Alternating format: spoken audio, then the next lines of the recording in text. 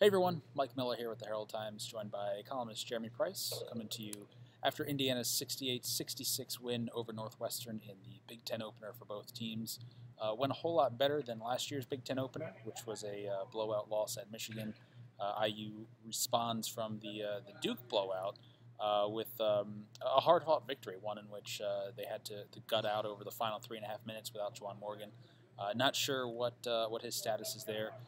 Not even sure really exactly where he got hurt. It looked like there was maybe a moment there on the defensive end where he may have landed funny or extended his leg funny.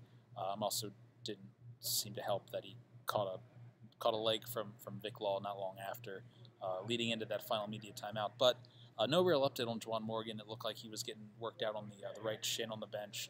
Whether he'll be available Tuesday at Penn State, we probably won't know until we show up at Penn State. So kind of waiting with bated breath there. But otherwise, though, you saw a team that Romeo Langford understood the situation, took over. Maybe not took over, but made the plays you need your your second go-to guy to make. And also, within that, you got some big plays from others. Deron Davis setting up a nice screen that led to that first basket coming out of the timeout. Justin Smith, as up and down as he's been, had a couple moments. And for a team that has kind of looked for that third option beyond Morgan and Langford, it kind of came together. Maybe not a third guy, but a team effort to will themselves down the stretch. Yeah, I think that's probably the biggest thing to take away from this game today. Obviously, they got some contributions throughout the game from a lot of different guys, but then that was amplified to another level down the stretch, playing that last 3:30 without Juwan Morgan, and being able to overcome a 3-point deficit in those last 3 minutes. I think that goes a long way to giving this team some confidence and some belief. I think in a lot of ways, Juwan Morgan's sort of been the security blanket for this team to this point. And so to be able to win one without him and to step up and make plays both offensively and defensively without him is huge for this team right now. Yeah, and I think just right there you saw with Romeo Langford, who, as much as he needed him on the offensive end, had a couple really key defensive plays too. Right after he gets his basket coming out of the break, he's blocking Vic Law into the basket. And then right after he gets that floater to put Indiana ahead, late, the final 30 seconds there, final 39 seconds I think it was, comes down and has a deflection that tips off of Vic Law and the ball goes out. After review, it's obviously determined it was Indiana ball off of Vic Law. But yeah, you're getting those moments right there, on both ends from guys you need it from. And what I like about what Langford did offensively was it wasn't, I need to take over and I'm going to force some horrible shot contested from 17 feet fading away over somebody. He did what he does well, which is attack the basket, got that layup to cut it to one, and then the go-ahead leaner floater, whatever you want to call it, runner going down the lane there. So, under control, taking advantage of his strengths. And I would say even the same thing a little bit for Justin Smith in those last couple minutes after another less than stellar outing by and large, I would say. Yeah, no, absolutely. Sort of really redeemed himself in those final few minutes, attacked the basket, drew some fouls, made some free throws, which was something that IU did not do well today. Could have saved themselves a lot of trouble down the stretch if they had made some free throws. We'll get to that. Earlier. But and then had the bucket on the press break, which Indiana executed that press break really well after the turnover that Langford forced. Of course, then sort of a apt fitting for the day that Northwestern would then bank in a three with 4 seconds left and turn this into still a nail-biter at the finish, even when you thought things were in hand. So, but that's just kind of the day it was, that nobody was getting out of here easily. Not only did they respond from losing Juwan Morgan, I thought they also responded. I thought it was pretty good basketball in the first half, but I think for the first 20-plus minutes you saw a Northwestern team that was really dictating things. I thought that it seemed at times Indiana was maybe too passive. Indiana didn't even get to the line until about 5 minutes left in the first half, and this is a Northwestern team that is fouling and putting teams at the line at a pretty high rate. They late was a team that really buckled down and made some of the plays that they weren't necessarily making earlier, because it did seem to be, again, where Northwestern was kind of dictating play on both ends, both defensively. Indiana's defensive pressure was not always there at times. It just seemed that to get a 2-point victory here seemed to be another encouraging sign that this is a team that was making some of those key plays in the right moments after you were, again, going those first 20-plus minutes and still feeling their way through it in a a sense, and in a way that could have cost them. But you bring up an interesting point because that first half, both teams shot the ball really well, scored the ball pretty well, and yet it never really felt like anybody had a stranglehold on the game per se.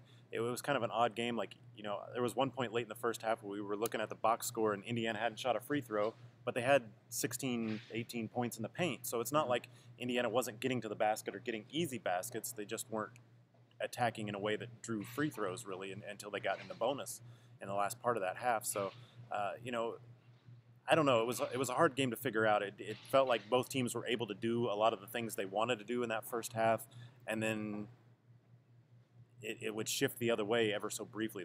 Just momentum was fleeting in this game, basically, and I guess that's reflected in the fact nobody ever led by more than 5 points throughout this game. You were always looking for that big run, and I think Indiana had a couple of those, but nobody ever was able to put together more than a 6-8 point run. There was no 12-0 type runs or anything that really changed the course of this game. Right. The other thing, turnovers. They've been really, really bad, really, really problematic recently, especially in that Duke game against the pressure and the traps they saw there. Tonight, sloppy at times, maybe even early too. 2 quick turnovers to kind of maybe seem almost like setting the tone here in this one. And finished with 13, and only 2 in the last 15 minutes, none in the final 7. Maybe another sign of growth, or maybe just taking that next step, perhaps. Yeah, another step in the right direction. I mean, this team has to show signs of making progress in some form or fashion, and I think through the first 20, 25 minutes of this game, and as far as the turnovers go, it really wasn't there. Maybe it wasn't as damaging or egregious as it was at Duke, but that's because Northwestern isn't going to apply the kind of pressure Duke is. But a lot of the turnovers were just lazy, sloppy passes, guys failing to come meet the ball, those kind of things that easily fixed with a little want to, desire, focus. And obviously that was the case down the stretch the last 15 minutes, and like you said, the last 7.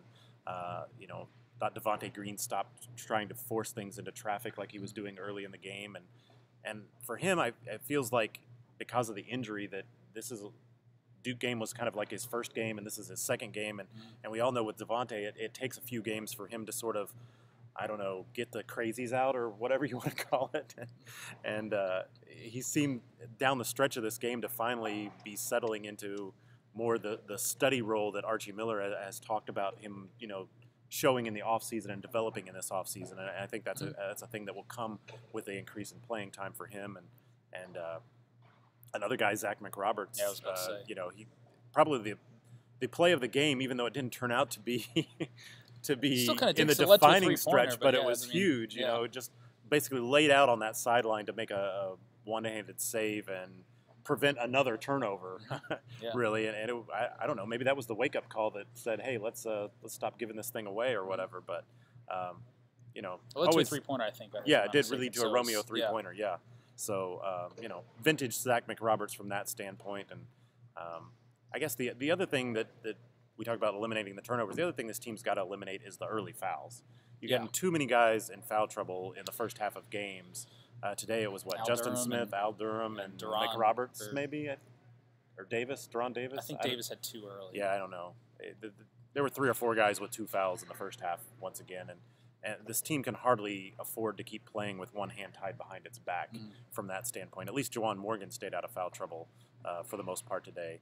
And, Al Durham's a guy that played really well when he was in the game. He just wasn't in the game for very long. He only played 12 minutes, 7 points in those minutes, plus 4 on the day. But, he's a guy who, And again, some of these fouls today were strange, and we typically don't really delve too much into some of these calls, but they were not good today. They were very questionable. The moving screen point of emphasis is enough to drive you crazy. No. But, maybe this is a game we'll see a little bit more. I kind of think it is a game you might see a little bit more of, even especially coming up Tuesday night. You're going to see a Penn State team that's coming off I don't know who they have in their opener, but coming off a really nice win in the challenge against Virginia Tech. Oh, Maryland. They're playing Maryland today. Are they? Okay. Yeah. But this is, it's a Penn State team that is, obviously a little bit of a different team without Tony Carr, but still have Lamar Stevens, who I think he's right there in the conversation for top 10 players in the Big Ten, a guy who can give you trouble with some of his mid-range game and just his power as a real strong swingman type guy. I just feel like when you look at the Big Ten, especially coming off the ACC Big Ten Challenge, You're seeing some depth in this conference. I think it's maybe a lot deeper, a lot more talented, a lot tougher than it was last year. It certainly played out today in this way. Derek Pardon was Derek Pardon against IU. A typical matchup problem for the Hoosiers. You saw Vic Law, who again is right in that top 10 range for skilled players in the Big Ten. There's a lot of teams with this kind of makeup, I think, in the middle part of the conference. So it just kind of adds to the depth, and I think we're going to see another similar type matchup on Tuesday night. Yeah, I think close games are going to be the rule rather than the exception in the Big Ten this season. So the critical thing is to hold serve at home, which Indiana did today, and then you hope you can steal a couple on the road here and there. Absolutely. So we'll see Tuesday night at Penn State. We'll see if Juwan Morgan's back. Probably won't know until then, but we'll see. See you guys there. Bye-bye.